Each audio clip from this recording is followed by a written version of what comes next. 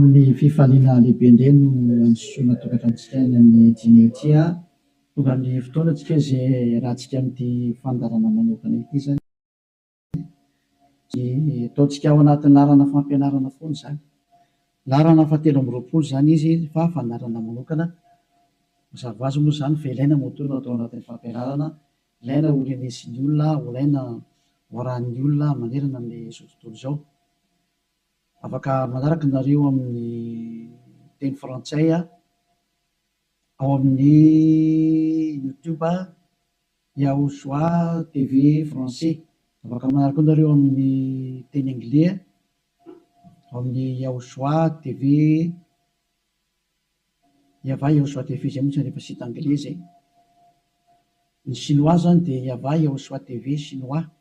Reo moa zany ny langy azorana dia malagasy moa zany ao amin'ny Yahosoa TV malagasy. Dia afaka mahita ny moa zany ny fandarana ianareo. Avelantsika aloha zany dia arikiva afaka metraka amin'ny telo am-piaratanana Dadalahy Yava ho voninahitry ny ranomasina iariva afaka atsika. Saotra betsaka dadamalahy ny amin'izao fotoana izao izay ahafana manazava, mampianatra ny olona ny fahamarinana ho voninahitry ny ranomasina. Ilay andro ny fahamaliana, fametrahana ny fahamarinanao, fametrahana ny voninahitranao. Taio izao teny izao dadamalahy Yava, aroka ho hamarinanao mandrakariva ny teny ho voninahitry ny ranomasina isan'andro zany. Dia apetraka ho ampiaratananao ny teny lazao ambarako sy rehetra teny hozaraina amin'ny tsirairay avy ho fahafantarana ny olona ny fahamarinana dia ny fahamarinanao. Saotra betsaka dadamalahy Yava amin'ny anaranao Yahosoa naovana an'izany teny rehetra izany. Amen. Fandarana manokana ny fandarantsika androany ataontsika hoe larana fahatelo amby roapolo fampianarana indray. Ny ambassadeur-n'i Yahosoa Eliana no mandroso tokatranontsika ny amin'ny teny ity ary amaly ny fanontaniantsika rehetra izay apetraka avy hatrany angamba manarana telefona eo amin'ny écran mba ahafahany olona mandefa SMS. Ataontsika SMS ny antony be dia be ilay tapatapaka, be dia be ny tapatapaka. Mety isy koa avy any ampitan-dranomasina dia efa mesazy raha telefona no sahirana be tsika fa SMS tsy maintsy tonga ary tsy maintsy voavaly daholo rehefa SMS zany. Dia ilazana antsika fa atao avy SMS ny izy 032 86 663 98 032 86 663 98 zay antsika rehetra izay manaraka amin'ny radio. Dia mety tsy mahita an'ilay numéro telefona nareo dia izay naveriko izay 032 86 663 98. Ny fantena mipetraka moa dia hoe ngamo rehefa mivavaka dia mbola mpanota, iza zany nampianatra an'izany teny izany. Izay moa zany ny lohateny ny fandarantsika androany. Izy moa zany milaza fa rehefa mpivavaka na hoe manaradia an'izany zanak'Andriamanitra zany dia mpanota ny dikan'izany, afaka manota. Satria izay mihitsy moa zany ny tena iainan'ny olona sy arahan'ny olona, mbola afaka manota mihitsy fa io zanak'Andriamanitra io rehefa maty dia noentiny daholo ny fahotana ary namela ny fahotana izy tamin'ny izy maty teo amin'ny hazofijaliana ary ny dikan'izay dia afaka manota foana amin'izay ny olombelona. Izay moa zany ny tena zavain'ny olona rehetra manerana azy tontolo izao zany, izay ilay mpanaradian'i Jesosy rehetra rehetra zay hoe afaka manota daholo ny olona rehetra rehetra ary izy afaka manota iny dia ny antony dia satria efa ny zanak'Andriamanitra iny no ny mitondra ny fahotana sy ny karazany ka afaka manota intsony. Zany ataoko tena Andriamanitra vendrana be mihitsy ny fampirezidan repoblika raha mbola misy saina noho izy. Dikan'izany ange zany hoe Andriamanitra maneran'olona anao ratsy ange dikan'izany. Tena Andriamanitra vendrana be, sa mihitsy be ny teny ilay Andriamanitra vendrana be. Zany ma tsy sady tsy namorona iny, tsy nanamboatra iny, tsy zanak'Andriamanitra zany iny, tsy niantona teo amin'ny fijaliana zany. Jesosy io teneniko io, Jesosy Jesoa zany hoe masika be anao tena tonga ny andro andravana zany, andravan'izany zany Elias zany, zany efa mahitsy be ny teniko andravan'izany mihitsy ny raha tsy moramora nanaovan'ny olombelona roa arivo taona na tsipitsipinyny eny amielo zay. Ny adalanareo izay mbola teo atsipiny amielo any efa tsy tonga saina dia anareo ianareo fa anjarako mampianatra sy miteny hoe aza miditra amin'izany intsony rehefa ampy zay 2 arivo taona zay fa be loatra zay na tsy mpindrentany amelo zay dia tsy teny hoe tara kosa tara roatra natongavanao tsisy tara zany normal biara ny fatongavany ely azy mety be mihitsy ny tena izy mihitsy ny tena izy zay satria maninona miteny an'izany ny filoham-pirenena raha mbola mba manome polisy zandarma hiambina ny olona tsy hanao ratsy ary raha manao ratsy ilay olona tena gadrainy any am-ponja mihitsiny nasiny ny tribonaly hanaovana ny fitsarana ary mandefa olona any am-ponja ny mpanao ratsy dikan'izany tena mbola mandinika ny olombelona noho ny Andriamanitra tomponareo ary Andriamanitra tena manakotana fiarahamonina ny Andriamanitra nareo satria manirakolona anao ratsy hoe tsy maninona fa mahazo manao ratsy ianao fa beba fotsiny rehefa tonga sabotsy lahady avy areno indray rehefa avy eo dia beba sabotsy lahady mazava be ny teny ely hoe ny filoham-pirenena raha mbola misy saina ary ny prime ministre malagasy raha mbola misy saina raha malagasy no resahana dia ny prime ministre nareo ny tanàna izay misy nareo any raha ny Amerika zany dia ny filoham-pirenenareo no mbola misy saina noho ilay jizasinareo na any amin'ny Frantsa dia ny filoham-pirenenareo mbola misy saina noho Jésus nareo satria ireny ana mbola mitady ny hevitra ny tsy hampanotanareo sazinareo raha vao manao ratsy mbola misy saina noho ny Andriamanitra nonge ho any filoham-pirenena dikan'izao mbola misy fahendrena ny filoham-pirenena sy ny prime ministre sy ministra noho ny Andriamanitra tomponareo adalanareo izay hanompo an'izany zavatra zany mba tonga sainao mialohan'ny mesazinareo moa zany dia ny anana lefako an'olo hoe zatra tena mahavariana nge zany sady zany hoe ahoana tokoa hoe ianao ve dia Andriamanitra ho no arahanao amin'ny mampamorona anazy zany iananao zany ny dikan'izay raha mpamorona izy mpamorona eo Andriamanitra io dia zany iananao zany ka raha mpamorona zany ilay Andriamanitra maninona moa izy mamela ny zanany andehanao ratsy raha Andriamanitra zany na ny ankonany anao ratsy fa ny tena Andriamanitra dia zao tsy manaiky ny ankonany anao ratsy novi tahaka ny ray aman-dreny mananjanaka dia tsy ndray aman-dreny mihitsy aniraka ny zanany hoe andana manao ratsy fa mifona fotsiny aminay ialahy rehefa avy eo ohatran' izany angely sary dana mangalatra ialahy dia rehefa azo ny lahy daholo ny zatra rehetra dia very aty amin'izay mifona efa nazo aloha lahy zay dia avelako rehefa avy eo indray dia miverina indray rehefa rapitso indray jangatsanga indray anao rapitso dia mifona fotsiny indray rehefa avy eo ohatran'izany ange ty sary ty tsy mba Andriamanitra zany amina fa devolo manao zany hevitra zany tsy mba misy Andriamanitra ny teny an'izany zao ny tenylay Andriamanitra marina fa zany moa fampidirana taony ary teny entina tonga sainanareo hoe tsy izy mihitsy ny ty Andriamanitra ny tomponareo hatramin'izay ty fa mpiara-miasa amin'ny devoly zay moa ilay fampianarana tary amin'ny numéro 18 sy 19 zay mpiara-miasa amin'ny devoly io ny androny dia zao ilay tena Andriamanitra dia namoaka an'izao fanambarana zao aza manota intsony zay ny tena baiko n'ilay Andriamanitra tena marina hoe aza manota intsony ka raha izay Andriamanitra tena marina zay ny namoaka an'izay baiko zay aza manota intsony zay ahoana moa zany ianao ny lasa mbola misy miteny hoe mahazo manota kambo fa nentin'ilay zanak'Andriamanitra ny fahotanao dia afaka manota anao fa mibebaka fotsiny rehefa avy eo tena zany rehefa tehany feon'ny demony ny teny izy ohatsy rehefa tsika ny histoiran'ilay vehivavy janga ilay vehivavy janga any dia zao rehefa nijangatsanga izy dia tratra ny olona dia nomelohan'ny olona ary nandeha hovolora rehefa nentina teo amin'ny Jehosoa dia hoy Jehosoa hoe zay tsy nanota taminareo naoka hitorabato azy voalohany zany ny tenyilay zanak'Andriamanitra tena marina zay kanjo moa zany hiala daholo ny olona tsisy afaka nitorabato satria samy mpanota daholo dia izy amin'izay Jehosoa mantsy an'ilay olona hoe raha vehivavy eo nakaiza daholo ilay olona naiky hamonanao teo dia hoe tsisy eo tsony tompoko tsy nisy nanameloko anao va dia tsisy io tsisy dia hoy Jehosoa hoe za koa tsy manameloko anao tsony teo zany le fanadiovana teo za tsy manameloko anao tsony zany hoe nodiovina ilay vehivavy nomboka teo hoe za tsy hitondra fanamelona anao tsony fa izao kosa manomboka eto aza manota intsony ianao izany hoe izay olona ny fanena tamin'ilay zanak'Andriamanitra tena marina dia nahazo an'izay teny izay taona hoe manomboka eto aza manota intsony zay ny tena ny fanena tamin'ilay zanak'Andriamanitra marina matoa zany nareo mbola manota mandrak'androany tsy ilay zanak'Andriamanitra tena marina ny fanena taminareo fa devoly ny fanena taminareo alay tomponareo tena devoly akitsira fotsiny zao Laovaka itsika zay tantara zay. Zay ihany dia fampiandiniana ireo ny zavatra rehetrarehetra san'izay. Zay ihany dia ampiandiniana ireo ny zavatra rehetrarehetra zay. Raha jerevantsika mba ampidirina kely angamba ty teknisianina. Jaona 9 andininy fa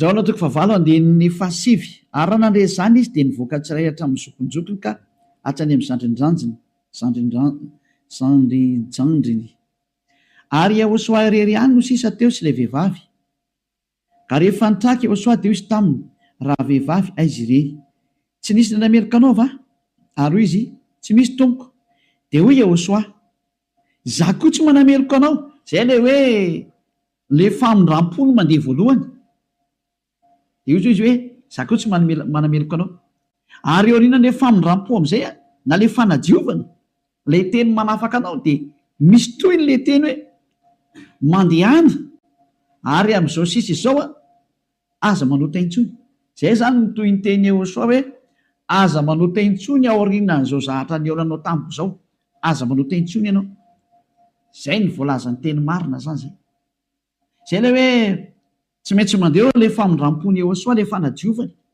aorinan'izay aza manota intsony aneny Jesosy kosa dia manontà foana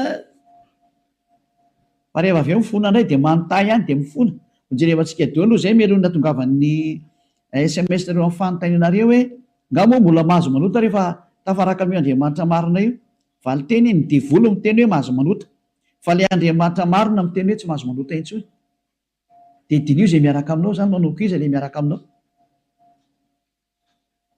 eny izy zay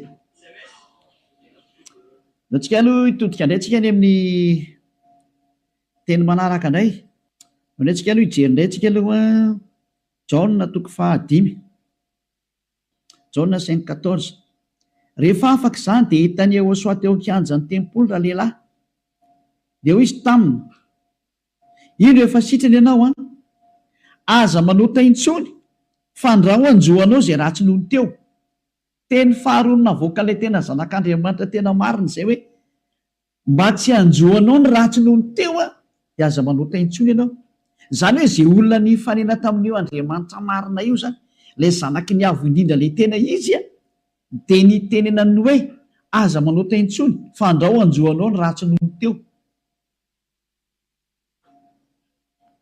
aza manota intsony fa andraho anjoanao ny ratsy nohony teo zao ny voalazany soratra masina ato hoe aza manota intsony fa andraho anjoanao zay ratsy nohony teo izany hoe mazava be zany ny tenin'ilay zanak'Andriamanitra fa rehefa tafaraka aminy dia tsy mahazo manao ratsy intsony zay zany le tena tafaraka amin'io zanak'Andriamanitra io tsy manao ratsy intsony nao tsika aloha itsan'ny teny manaraka indray tsika aloha roa zany zay ny ahitantsika hoe tena tsy mahazo manao ratsy hoe tafaraka amin'io Andriamanitra io zany vakentsika indray ny Jaona 1 dao ndraiky itsika mbola hijery teny hoe ahoana marina ny teny io zanak'Andriamanitra io hoe mety ve le manota zany andao hidirantsika indray amin'ilay Jaona 1:1 ato indray tsika fa ity ny fefenan'izy menakavy ao amin'ny 9 ato daholo Jesosy ny miafina ty ny fefenan Jesosy ty Jesosy tena zahatra tena tsy izy mihitsiny Jesosy Jesoa ity ny afenany Jaona 1:1 meny daholo zany Jesosy menakavy amin'ity teny ity raha hoy isika tsy manana ota isika dia mamita tena ary ny marina tsy atao anatintsika zay zany aloha zany ny teny voalohany zay hoe raha tsy manana ota ny ontsika dia mamita tena ary ny marina tsy ao anatintsika fa raha miaiky ny fahotantsika isika dia matoky sy marina izy ka mamela ny fahotantsika sy manadio antsika ho afaka amin'ny tsy fahamarina rehetrarehetra zay dia toy izao kany raha hoy isika tsy nanota isika dia mampandainga azy ary ny teniny tsy atao anatsika dia io faran'io nitazomo zareo amin'izay hoe raha hoy isika hoe tsy nanota isika dia mampandainga azy ary ny teniny tsy ao anatsika tazomin'ny Amerikanina io frantsay ny anglisy ny alemaina malagasy ny afrikanina rehetra zao tontolo zao dia miara-mitazana io teny io ka miteny hoe tsy maintsy manota hony araka ny tenin'ny apôstôly John. Ary raha ohatra ny sanatrehan'izany apôstôly John tokoa nampianatra an'izany, efa any amin'ny elo John mizoatsika amin'ny teny zao ary mitonokitoza araka ny teninareo. Raha tena izany tokoa ny tia nitenenina tamin'io. Raha i John no nitarika ny olona hanohitra ny tenin'ny Yehosoa, ilay zanak'Andriamanitra tena marina, ka ny teny zany John zany nanohitra ny tenin'ny Yehosoa le hoe aza manota intsony fa andrao anjoanao ny ratsy noho teo. Ka i John indray no miteny hoe mahazo manota ka moa fa raha tsy mpanota dia mampandainga an'Andriamanitra nareo. Dia miteny aminareo fa efa any amin'ny elo John mizoatsika amin'ny teny zao. Ary mahitsy be ny tenin'ny ely hafa tsy sangina mihitsy izany teny zany. Any amin'ny elo John na hoe Ioanana. Satria navita nanohitra ny Yehosoa, ka zay manohitra ny Yehosoa na apôstôly na iza na anjely na iza na fanahy masina na fanahiny, any amin'ny elo zay manohitra ny Yehosoa. Satria ny tenin'ny Yehosoa dia tenin'ny dada Yahova. Tahaka ny Elias manohitra ny tenin'ny Yehosoa mihitsy. Mazava zany zay teny zay. Ka raha io teny io ny afina fenanareo dia miara-mitsipy any amin'ny elo miaraka amin'ny John nareo satria nanohitra ny tenin'ny Yehosoa. Satria ny tenin'ny Yehosoa dia ny teny mihitsy hoe aza manota intsony. Ka raha ohatra ireo milaza fa i John no nampanota anareo, miara-mitsipy amin'ny John any amin'ny elo nareo. Fa tsisy Andriamanitra tia lalan'izay John zany na tia lalanao. Fa i John sy ny olombelona dia mitovy ihany. Ka raha nanohitra ny tenin'ny Yehosoa zany John zany, any amin'ny elo izy amin'izao tsika miteny zao. Dia any amin'ny elo tahaka anareo rehetra. Dahora jerevantsika le fandehan'ilay teny azy. Inona tonga ny John ny teny an'io? Ny olona izay mbola tsy tonga amin'ny Yehosoa, raha izy no miteny hoe tsy manana ota za, dia mamita teny izy ary ny marina tsy ao anatiny. Izay ny dikan'ilay aty amin'ny 9:9 sy 10 hoe raha hoy isika tsy nanota isika dia mampandainga azy. Satria ny olona rehetra tokoa dia tena mpanota daholo.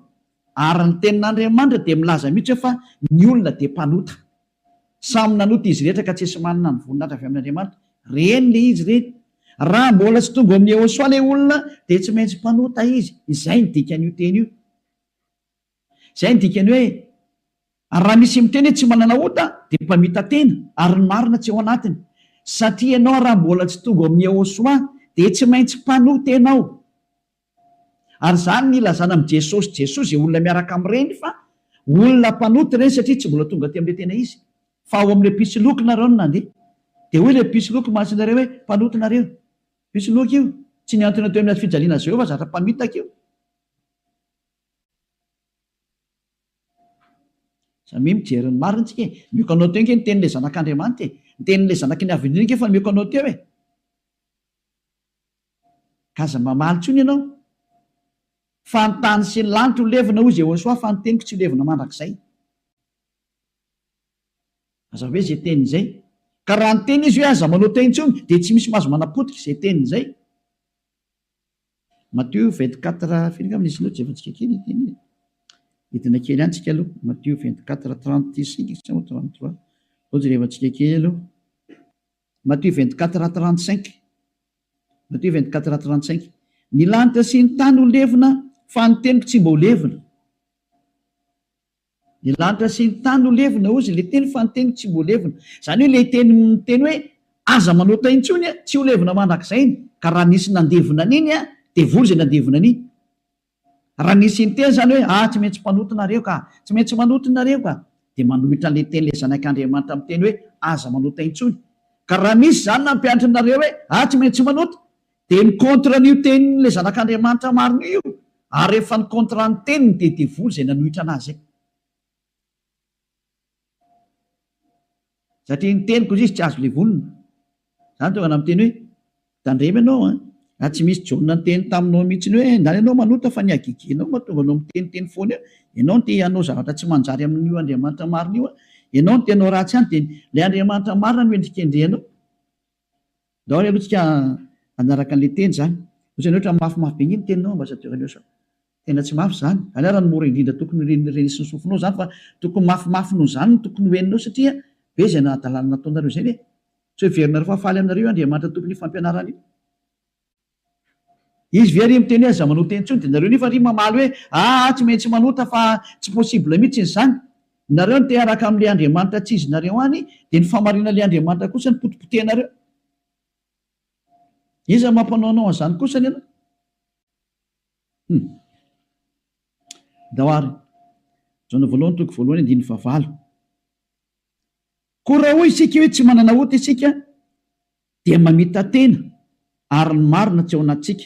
Zay aloha zany le hoe raha misy mbola sy tonga amin'ny Ôsoa anao de mpanota ianao ka raha ianao raha mbola sy tonga ao amin'ny Ôsoa no miteny hoe za tonga tsy mpanota intsony de mpandainga ary mpamita tena.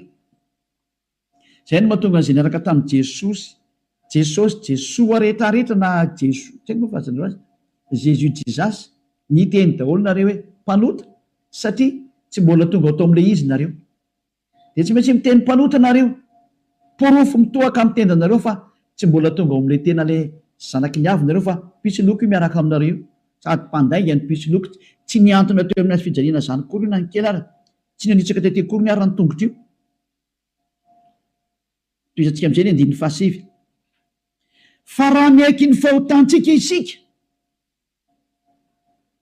mila miaiky ny fahotanao ianao zany dikan'izay de mahatoky sy marina izy ka mamela ny fahotantsika, tena ta de mamela izy raha miaiky itsika ary manadio antsika ho afaka amin'ny tsy fahamarinana rehetrarehetra, afaka daholo ny tsy fahamarinanao rehetrarehetra hatrany amin'ny fieritreretana ratsy voadio daholo mihitsy.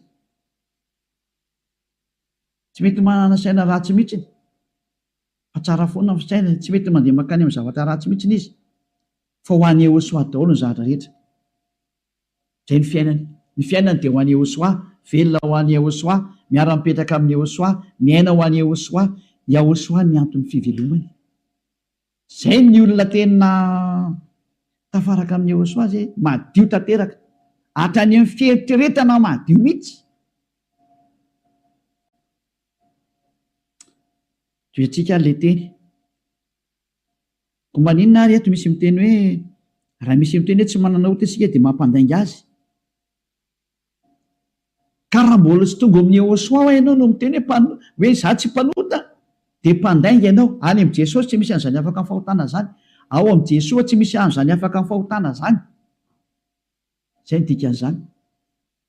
Dia itoy amin'izay ary io teny eo amin'ny Jaona voalohany toko voalohany io notohizany Jaona io ry amin'ny Jaona voalohany toko 7 fa tsy najanony teo fa nitohizany ry amin'ny toko 7 amin'izay zany hoe nitoy io teny io fa tsy nijanona teo ao amin'ny toko 7 dia ao amin'ny 9:4 amin'izay no jerevantsika 9:4. Jaona voalohany toko 7 9:4. Izay rehetra manota no mandika ny lalàna fa ny ota ny fandikana lalàna. Zany hoe ny olona zany rehefa nandika an'izay teny Ôsoa zay aza manota intsony ka ianao milaza fa mpanota dia efa nanota ianao zany dikan'izay fa fanaporofona efa nandika ny teny Ôsoa ianao dia efa mpanota ianao zay. Zay mahatonga ny vavan'ny tsy afaka amin'ny fahotana. 9:5. Fantatrareo anefany fa izy no naseho hanaisitra ny ota, io ara le teny nanaisitra ny ota ary izy ary tsy mba misy ota mihitsy ao aminy. Zany hoe rehefa ny olona zany no tonga ao aminy dia tsy misy ota mihitsy ny ao aminy. Dia toy izy amin'izay ary ny 9:9. Izay rehetra mitoetra ao aminy ara dia tsy manota. Niza zany tafaraka amin'ny Ôsoa dia tsy manota intsony. Zay ny tena ny tenenin'ny Jaona zay. Ary taorian'ny fananarany tarikatra amin'ny Jaona voalohany toko voalohany 9:9 dia nitsindriny amin'izay ny teniny fa rehefa tonga ato amin'ny Ôsoa kosa nareo dia tsy manota intsony. Ary zany hoe raha mbola sy tonga amin'ny Ôsoa nareo dia mpanota nareo. Rehefa tonga ato amin'ny Ôsoa kosa nareo tsy mpanota intsony. Zany mampiseho miariary mihitsy fa mpamitaka sy mpandainga iny Jesosy iny. Dia iny Jesosy mandainga io. Adalanao zay te hiaraka amin'izany Andriamanitra mampandainga sady mampandainga ny Andriamanitra marina ary misy loko ny asany ary nandefanareo any amin'ny hery. Adalana ianao raha mbola hiaraka amin'izany ianao safidinao moa inoko. Raha tsy hoe amin'ny miaramila ny devoly tokoa ianao dia naika an'izany famononanao zany. Fa raha olombelona normal mahaino ny hery amin'ny teny tonga saina daholo ary tsisy manaiky fitahana intsony. Adino meko anareo ny fanaporofona. Io iny izy io toy antsika eo amin'ny 9:9. Izay rehetra mitoetra ao aminy dia tsy manota. Niza zany mitoetra ao amin'io Ôsoa io dia tsy manota intsony izy fa izay rehetra manota ozy izy ao nitenin'ny Jaona amizay dia sady tsy nahita anazy ary tsy mahalala anazy. Tsy netan'io zanak'Andriamanitra maro io nareo. Midika zany fa i Jesosy dia tsy zanak'Andriamanitra. Jesoa dia tsy zanak'Andriamanitra marina. Tsy izy io. Mpisoloky ary mpamitaka satria nampanota anareo foana hatramin'izay. 2 taona reo mipetraka atao anatin'ny fahotana. Tsy afaka anareo zany ny dikan'izay. Mbola hiteny avy ianareo fa marina ny lalakaleana. Toizantsika ihany ny teny Jaona satria Jaona ihany nampanganareo dia ileo Jaona koa ny namafy ny teniny. Jaona voalohany ihany 7:9 dahoarany. 9:7 moa vakitsika. Aleo 9:9 aloha tenentsika ny tenin'ny apôstôly Jaona. Izay manota dia avy amin'ny devoly satria ny devoly manota hatramin'ny voalohany. Io izy io. Niza zany manota dia avy any amin'ny devoly zay satria efa tonga Jehosoa manala ny fahotana. Izay manota amin'izay Jehosoa amin'izao dia avy any amin'ny devoly izy. Ianao zany rehefa mpanota dia avy any amin'ny devoly ianao. Mpitondra fivavahana ianao. Milaza ianao zany fa mpanota ny olona. Avy any amin'ny devoly ianao. Andriamanitra tompony olona ianao. Milaza ianao fa mpanota ny olona ary ampirisinao ny ota ny olona. Avy any amin'ny devoly ianao. Zany hoe olona ny rahana devoly akety zany io miaraka aminao io. Mametrereta. Mbola tsy tonga sena miteny mandeha ihany ianao.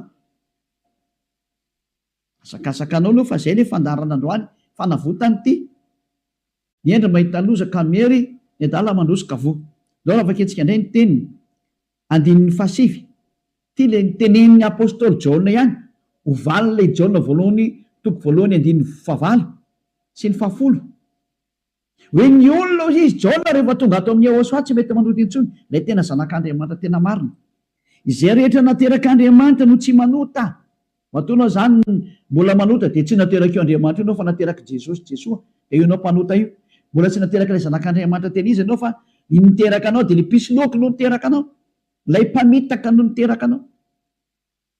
Fa ilay Andriamanitra tena marina tena manizingizina mihitsy netrany amin'ny Jaona apôstôly tsy nivadika tamin'ny teny Jehosoa izy. Fa nitazomy ny teny Jehosoa hoe izay rehetra nateraka io Andriamanitra io dia tsy manota. Satria maninona ozy izy? Satria ny voany mitoetra ao anatiny ka tsy mahay manota izy. Tena nitsindriana fandroany. Tsy mahay manota izy. Fa maninona hoy satria nateraka Andriamanitra. Izy zany nateraka io Andriamanitra io dia tsy manota intsony. Fa izay nateraka ny devoly io manota foana ary miteny hoe tsy maintsy manota sy ny karazana. Devoly ny rainy. Soratra masina daholo miteny anio tsy misy nidirany Elia mihitsy ny zanona kely fa samy soratra masina jerevantsika ary konfirmeny Elia mihitsy ny teny le zanak'Andriamanitra marina ilay maty teo amin'ny azy fijaliana hoe aza manota intsony. Zay ny tena teneny ao anatin'ny baibolinareo zany teny zany. Ao anatin'ny baibolinareo zany teny zany fa tsy zany namorona. Andana vakeo fa nomeko tarihan'ny voavonanomboka ny fandarana. Ao anatin'ny baibolinareo le izy. Ary rehefa avy eo dia nitsindrin'ny apôstôly amin'izay zany teny indrindra zany. Mbola nampiny ao amin'ny Jaona voalohany 5:5 mbola nampiny teny akaiky indray 9:9 Jaona voalohany 5:18 ty indray ny teny manaraka. Jaona voalohany 5:18 mbola nitsindrin'ny Jaona daholo ny teniny. Io zany tsy Jaona akory no makany amelo sanatria zany fa ianareo no makany amelo izay nanendrikendrika ny Jaona. Nanendrikendrika ny apôstôly Jaona salary Saolina salary Ioananina. Ianareo izay nanendrikendrika anazy mitsipy makany amin'ny elo fa tsy satria tena niteny mihitsimihitsiny. Ty ndray fa naporofona manaraka. Mbola Jaona ihany no teny aty. Fantatsika fa izay rehetra nateraka Andriamanitra dia tsy manota. Fa izay nateraka Andriamanitra dia miaro ny tenany ka tsy mikasikazy akory ilay ratsy. Tsy azo ny devoly kasihana mihitsy ny olona miaraka amin'io Andriamanitra marina io. Izay nateraka io Andriamanitra io. Matoa ianao mbola mpanota nateraka devoly ianao. Izay miaraka aminao zany mpiara-miasa amin'ny devoly ny dikan'izay. Izay ilay fampianarana numéro 18 sy 19. Hoe mpiara-miasa amin'ny devoly io Jesosy Jesosy Jésus Jesus-nao io ry Amerikanina. Ary frantsay ry anglisy avy any aminareo fampianarana io. Nareo no tonga niniditra nakety atody kely amakany aminareo mihitsy n'izao ny teny. Ahoana io teny io? Nampianaranareo dao zao tontolo zao lasa mpanota. Ahoana? Pozinareo ny olona. Zao ilay Jesosy nareo zao. Vao tsy tonga saina ihany. Vonoanareo dao ny olona teto ambony ity tany ity. Matinareo ohatran'ny amin'ny malagasy rehetra rehetra. nampidirina ireo zava-dosany teto amin'ny tanin'ny malagasy, tany amin'ny tanin'ny frantsay, tany amin'ny tanin'ny anglisy, izy tompony ihany moa zany. Andriamanitra tsy izy natsofoko ny tena ampalahelo be le sary misy. Velantsika any zany rehetra zany fa ny eny ao mahita lozaka meny adala mandrosika voe. Toy antsika amin'izay ny teny ary tia nentiko amaranana anazy dia afaka miditra daholo amin'izay tsika amin'ny mesazy satria efa 37 minutes izay ny resako dia afaka miditra daholo amin'izay nareo. Araka ny bokin'ny esy ny Hebreo toko 10 andininy 420 ho an'ireo izay milaza fampanota na hoe mifona dia mivavaka dia mifona dia manao ratsy dia mivavaka dia manao ratsy dia mifona moa e, manao ratsy dia mifona dia manao ratsy dia mifona. Ity ny tenin'Andriamanitra nomena anareo ho an'ilay olona manao an'izany adalana minimanota zany. Izany nampianaran'i Jesoa anareo. Jesosy dia jereo zava-doza amina tambo tena fanohitra amin'ny soratra masina mihitsy nge teny izy. Dia hoe tena devolona nampianatra anareo an'ity resaka hoe tsy maintsy manota ity. Nareo ny tsy afaka dia ilay Andriamanitra marina ny endrika andianareo. Ny teny demolony ny tazominareo. Izay koa ny tena point ambony indrindra ato amin'ity fiarahan'Andriamanitra ity satria Andriamanitra io tsy mihaino mpanota. Ka le manafaka anareo amin'ny fahotana mihitsy tsy ekeny hatramin'ny farany mihitsy, tsy eken'ireo devoly ireo. Ary izany ny fampianarana alefan'i Jesosy aminareo Jésus hoe aza tao afaka amin'ny fahotana mihitsy ny fa io tena sakafon'ny zareo. Satria raha vao afaka amin'ny fahotana tafaraka amin'io Andriamanitra io avy hatrany. Ataony tsy afaka ao mihitsy nareo. Satria sady mpandainga, ny mpangalatra, ny mpisoloky, ny mpiteny ratsy, ny mpanao teny vetaveta, tsy haiko intsony izay ataonao rehetrarehetra any. Izany ny faratsianareo. Andininy 420 Hebreo toko 10, Hebreo 10:26. Fa raha minimanota isika rehefa nahazo ny fahalalana tsara ny marina, minimanota. Ny atao hoe minimanota dia mifona androany dia mamerina rapitso, mifona indray ravakapitso, mamerina ny ambadika an'izay, mifona amin'ny sabotsy, mamerina latsinainy, mifona amin'ny lahady, mamerina amin'ny zoma. Izany ny atao hoe minimanota raha tsy hainareo. Dia cercle vicieux miverina eo foana io. Ianao mihitsy izany voateny izany. Ianao izay mijery sy mihaino anahy io. Ary le tena tsy te hiaino, kanefa tsy maintsy mihaino ianao fa mamono anao ty teny teny e. Ty teny ty ny mamono anao sy mamely anao na manavitra anao. Rehefa ranao ny teny marina ny Jehosoa ilay zanak'Andriamanitra marina hoe za tsy hanota intsony dia anatona ty amin'ny Eliana fa tena ho afaka ianao rehefa maka ty. Dia afaka ianao zay. Tsy mamono anao ty teny ty. Fa rehefa tsy lalà kosa ianao ary tsy vakianao aloha ty dia izao teny henonao izao na ho tapenanao aza ny sofinao na hisitrika anaty lavabato ary ianao tsy te hiaina alefanao anatin'ny tany loanao ohatra ny Aotrisy, mamono anao foana ty teny ty. Tsy afaka eo mihitsy ianao ninina ho ataonao. Teny marina nge ty ao anatin'ny baibolina nge ty daoarany. Raha minimanota isika rehefa nahazo ny fahalalana tsara ny marina dia tsy misy fanatitra noho ny ota intsony, tsy misy fanatitra ho anao intsony. Ndray mandeha ihany zany ianao mahazo ny famindram-po io. Dia ny aoriana izay tenin'ny famindram-po izay ohatra nataon'ny Jehosoa hoe za tsy manameloko intsony, na hoe natao batisa atao amin'ny Jehosoa dia afaka, zay le tena izy zay. Dia izy amin'izay le zanak'Andriamanitra marina hoe tsy misy fanatitra noho ny ota intsony fa fiandrasana mahatahotra, ao andiny fa 7:20, amin'ny fitsarana ho tsaraina ianao zany, ary fahatezerana mirehitra izay andaniny fahavalo rehetra kosa. Lasa nivadika fahavalo ianao. Ny olona minimanota sy mpanota zany dia fahavalon'io Andriamanitra marina io, ary miomana ianao amin'ny fandorana anao, ary miomana ny amin'ny fitsarana izay milezana anao. Zay le hoe niaza mba maty ianao e. Ho hitantsika eo ny toyny. Nefa ny teny izao mbola velona zao dia efa mandeha ny fahamaliana. Tsy misy an'izany miala mora zany intsony zao e. Tadidio zany. Andro ny fahamaliana zao.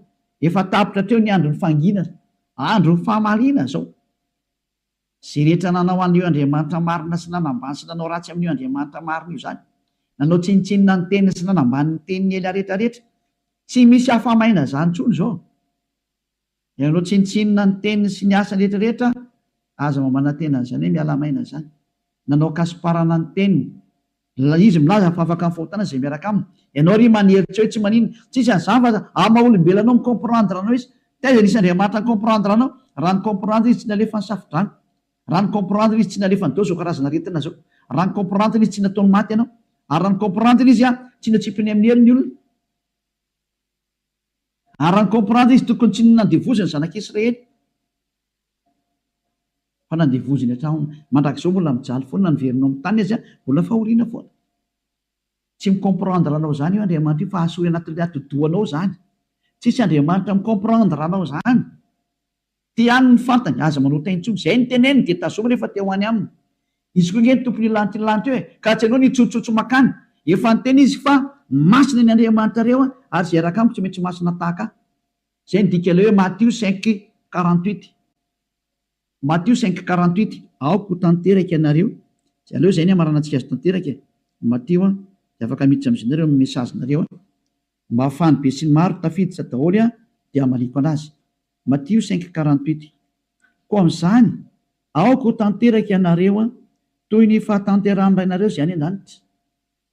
Ianao zany dia efa nomeny Yehosoa baiko hoe rehefa teo any amin'ny lanitra iny lanitra ianao aoka ianao tanteraka. Atao ny sitraponao atete an-tany tahaka ny any an-danitra any amin'ny lanitra lanitra ambony any zany. Manomboka eto ianao zany dia tsy maintsy tanteraka. Dikany tanteraka ao amin'ny teny Anglisy dia hoe perfect. Ary ny teny frantsay hoe parfait. Ianao zany mila parfait, perfect, tanteraka ozy ny tenin'Andriamanitra rehefa teo any amin'io Andriamanitra marina io. Fa ny olona zay tsy parfait tsy mahazo miditra makany zany. Ozy hoe ianao zany parfait mihitsy. Madio zany eritreritranao, voalazanao, madio be mihitsy ny eritreritra tena ho any Yehosoa reherery ny zavatra rehetra momba izany Elia zany. Donc efa kitsika teny zay hoe madio ohatra ny mieritreritra any amin'ny bokin'ny Hébreo any angambany izy. Jevantsika Hébreo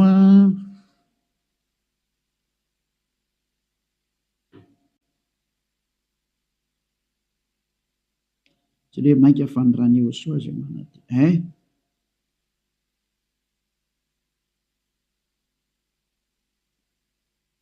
Izay misy manadio ny eritreritra. Vakitsika manomboka amin'ny andiny faraka ambin'ny folo zany dia hatrary amin'ny andiny fahafiry zany ty. Enina ambin'ny folo. 16-17. Aloha vakitsika manomboka amin'ny andiny faha 11. Hébreo 9. Dia manomboka andiny faha raika ambin'ny folo. Fa Yehosoa kosa Hébreu 9 manomboka amin'ny 11 ka hatramin'ny 17 eo na 18 eo moa vakitsika eo daholo. Fa Yehosoa kosa rehefa tonga ompisorona be ny amin'ny zatra tsara ho avy dia namaky teo amin'ny taberna kely lehibe lavitra sady tsara lavitra zay tsy natao tanina, zany hoe tsy misy an'izao zavatra rehetra izao. Ka tsy mba nitondra ranosy lahy izy na ranjan'akoho fa ny rano tenany dia niditra indray mandeha ho any amin'izay fitoerana masina ka nahazo fanavotana mandrakizay. Vadindrindra fa raha ny ranosy lahy sy ny ranombolary ny lavenim-batotrony vavy avy afafy amin'izay voaloto no mahamasina hatrany amin'ny fanadiovana ny nofo maika fa ny rany Yehosoa zay nanatitra ny tena tsy manantsinon'Andriamanitra tamin'ny alalan'ny fanahy mandrakizay no adio ny fieritreretanareo ho afaka amin'ny asa maty mba hanimponareo an'Andriamanitra velona. Tsy tomba tany amin'ny 15 fa teo amin'ny 14 dia hitantsika ilay zany io izy io. Zany hoe madio hatrany amin'ny eritreritra rehefa tonga amin'ny Yehosoa. Tsy misy maloto zany intsony eo aminazy. Afaka daholo ny zava-detra. Zany ilay tena Andriamanitra tena marina zany. Izay ilay tena niantona teo amin'ny fijaliana. Izay ilay tena nandatsaka ny rano. Izay ilay tena zanak'Andriamanitra marina indrindra. Izay ilay teny hoe aza manota intsony ny anarany Yehosoa no anarany. Zao toriny Elia zao. Tsy azo ovaina koa izay anarana izay satria tsy misy anarana hafa nomenan'ny olona mba halanitra zao na famonjena. Ka rehefa Yehosoa ny anarany tsy azo ovana zavatra hafa intsony zay. Ary Yehosoa rery na vita nafaka amin'ny fahotana tsy azonao ovaina zavatra hafa na atao ovaina atao parallela zavatra hafa. Devoly manao an'izany, mbola devoly koa manao an'izay. Io nareo tsisy afaka amin'ny fahotana io. Fa zay nanatona ny Yehosoa rehetra tamin'ny alalan'ny Elia ankehitriny afaka amin'ny fahotana daholo ary tena madio be daholo tsisy tsinontsony. Anjaranao sisa mandray fanapa-kevitra. Za miteny aza miaraka amin'ny Jesosy Jesosy miala atao. Rehefa te hitsipany amin'ny elo mipetraha ao. Efa miteny ho any amin'ny elo anao fa tsy solution zany. Ary anao tsy havita hanova-palitao fotsiny ao Jesosy. Tsy misy Jesosy afaka manova-palitao zany fa 2 taona ianao namono olona zay. Aiza intsony ny vita madika tampoka fotsiny hoe tsika kosa fa tsy manota. Tsy afaka manao an'izany nareo satria maninona? Lay devoly lehibe nareo mihitsy ny eny mihinan-kanina amin'ny fahotana io ka ao namono nareo navelany ho afaka amin'ny fahotana. Tsy afaka ho zany mihitsy nareo zay miaraka amin'ny Jesosy. Moa Jesosy koa tsy afaka amin'izany. Samy voa daholo nareo. Fa endrena andao anatona ny Yehosoa hiaraka amin'ilay Andriamanitra Abrahama zay antsoina amin'ny anarany hoe Yahva. Andao hiaraka aminy. Andao hiaraka amin'ny Yehosoa ary andao hiaraka amin'ny Eliazy ho hitanareo maso mpanavitra zany Eliazy zany, mpamonjy zany, ary tsy manaiky ny faratsiana hatramin'ny farany, tsy manaiky an'io Andriamanitra tsy izy io zany mihitsy. Tonga ny andro andravana ny reny ary tena mandravy Eliazy ao. Zay koa ny asany atao hoe Eliazy, mandrava ny Andriamanitra tsy izy. Mirary izy soantsika rehetra ho falina ndre zany teny zany. Mialamy Jesosy sy Jesoa, mialamy Jesus Jizasy, mahitsy be ny tenin'ny Eliazy. Rehefa te ho ripaka nareo dia mipetraha ao, safidy io sisa. Ary rehefa te hitsipy eny amin'ny elo nareo dia mipetraha ao.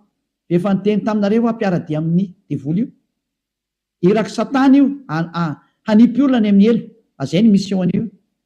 Tsy niantona teo amin'ny fijaliana zany io fa lainga zany. Tsy nandatsaka ny rany zany iny, lainga zany, tsisy nataon'iny zany teo. Fa mpamono iny ary tena pisoloky direkta fotsiny zao izy.